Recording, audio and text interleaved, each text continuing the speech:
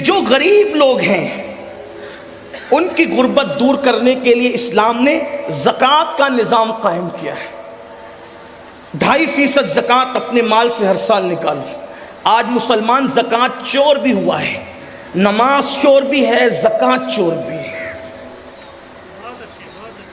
ایک پیسہ اگر زکوٰۃ کا بچا کے رکھو گے،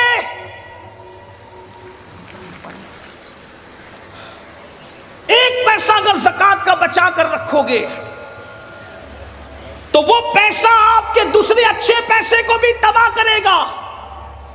اور اگر زکوٰۃ دے دی، اللہ کے رسول علیہ السلام فرماتے ہیں جو اپنے مال کی پوری زکوٰۃ ادا کرے، اللہ اس کے مال کو اپنے قلعے میں محفوظ کر لیتا ہے۔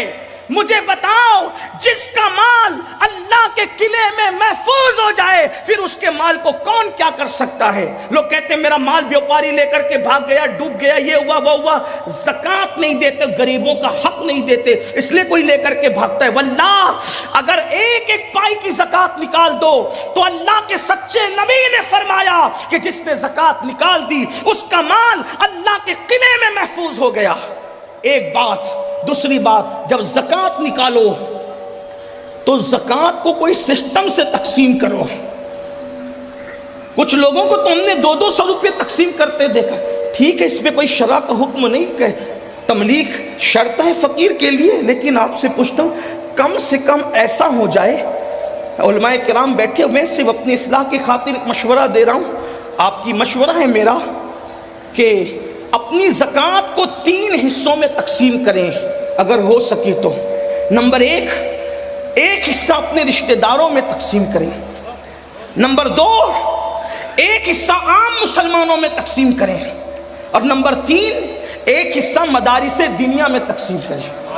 اس سے یہ ہوگا کہ آپ کے رشتہ داروں کی غربت بھی دور ہوگی، عام مومنوں کی غربت بھی دور ہوگی، اور جو مدارس اسلامیہ جو دراصل ہمارے مذہب کی جان ہے، اللہ کے رسول علیہ السلام نے فرمایا العلم حیات الاسلام و عماد الدین، کہ علم اسلام کی زندگی ہے اور دین کا ستون ہے۔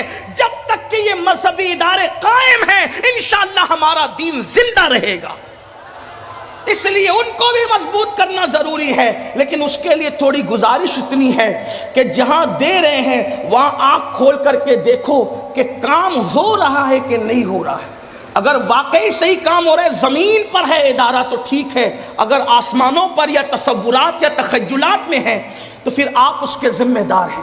کچھ لوگوں کا حال یہ ہوتا ہے کام نہیں دیکھتے بلکہ جہاں نام ہوتا ہے وہاں دیکھتے ہیں، پھر چاہے وہ صحیح جگہ ہو چاہے غلط جگہ۔ اس میں بھی مجھے ایک بات یاد آتی ہے، دراصل پھر آپ کا بلکہ ہم بولنے والوں کا بھی کیا قصور۔ ایک شخص حضرت محبوب الہی کے پاس ہے، نظام الدین اولیاء، کہ حضور میری زکوٰۃ ہے اور آپ میرے مرشد ہیں، آپ نیک اللہ والے، جس کو چاہے دے دیں۔ لیکن وہ بھی اللہ والے تھے، وہاں لے کر کے جھولی میں ڈالنا تو تھا نہیں، انہوں نے ہاتھ میں نہیں لیا۔ فرمایا بیٹا خانقاہ کے سامنے جا، پہلا جو بندہ نظر آئے گا اس کو دے دینا۔ تو دے دیا۔ وہ محبوب الہی کے بڑے نیک اور متقی مرید تھے، تو دوسرے کو رشک آیا، ارے اس کی زکوٰۃ تو بڑی صحیح جگہ گئی، تو دوسرا بھی لے کر کے آیا، سرکار میری بھی قبول کرے۔ میں جا پہلے خانقاہ کے دروازے پہ جو پہلے دکھے دے دینا۔ ایک شرابی ڈولتے ہوئے آ رہا تھا، حضرت کا حکم تھا، دے تو دیا، منہ اتار کے آیا، کہا سرکار اس کی ایسی جگہ میری ایسی جگہ۔ آپ نے مسکرا کے کہا بیٹا میرا قصور کیا ہے، جیسا مال تھا ویسے کے پاس پہنچ گیا۔ بس اپنی زکوٰۃوں کا بھی یہی حال ہے، جیسے کماؤ گے ویسے جھولی میں جائیں گے، اگر حلال کماؤ گے تو اچھے ہاتھوں میں پہنچے گی۔ یہ تو زکوٰۃ کا معاملہ ہو گیا۔ اگر زکوٰۃ کی وعید بھی بہت ہے نہیں دینے پر، میں اس پر بھی گفتگو نہیں کرتا، کیونکہ ابھی 2 نکات پر اور گفتگو آپ سے کر سکتا ہے، کرنے کی سعادت حاصل کرنا ہے۔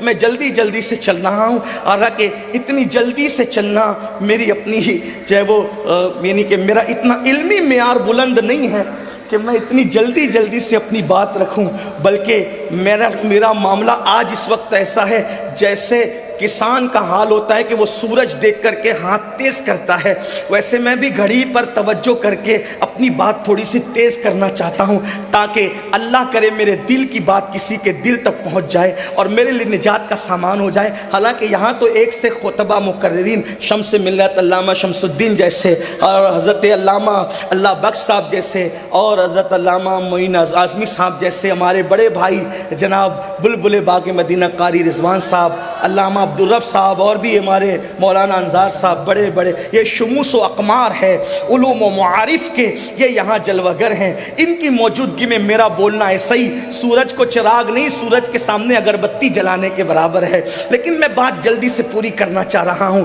تو غربت کے لیے ایک تو زکوٰۃ ہو گئی، دوسری چیز آج مسلمانوں کی فکر یہ بن گئی کہ زکوٰۃ ہی میں سب نپٹانا چاہتے ہیں 2.5% میں، اس کے لیے بھی زکوٰۃ لے لو، اس کے لیے بھی زکوٰۃ لے لو، اس کے لیے بھی للہ رقم بھی تو نکالو، صدقہ نفلی صدقہ بھی تو نکالو۔ حدیث پاک میں آتا ہے تمہارا نفلی صدقہ جب تم کسی کو دیتے ہو، نفلی زکوٰۃ تو مستحقی کو دی جائے گی ورنہ ادا نہیں ہوگی، لیکن نفلی صدقہ سب کو دیا جا سکتا ہے۔ جب ہم نفلی صدقہ دیتے تو اس کی فضیلت یہ ہے کہ جس کو نفلی صدقہ دیتے ہو اس کے ہاتھ میں بعد میں آتا ہے، پہلے وہ اللہ کے دست قدرت میں پہنچتا ہے۔ نفلی صدقہ جو دیتا ہے اللہ اسے اچھی موت عطا کرتا ہے، بری موت سے اللہ بچاتا ہے۔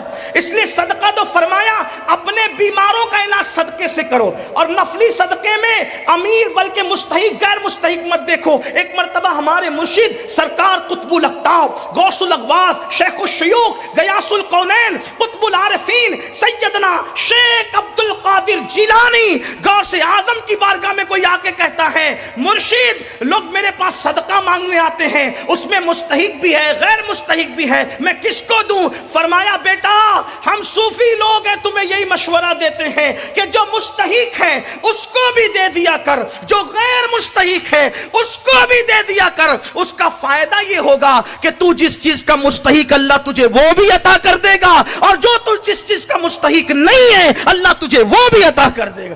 جب تو غیر مستحق کو دے گا تو اللہ تجھے بھی عطا فرمائے گا۔ اس لیے صدقے کو عام کریں، پھر اس کے بعد اور بھی غربت دور کرنے کا ذریعہ ہے۔ میں تو یہ کہتا ہوں ہندوستان میں اگر 30 کروڑ مسلمان ہیں، 20 کروڑ غریب سمجھ لیں، اگر 10 کروڑ مالدار پکڑ لیے جائیں تو بھی ہماری زکاتیں خربوں میں نکلے گی، خربوں میں، لیکن بس صحیح تقسیم کی ضرورت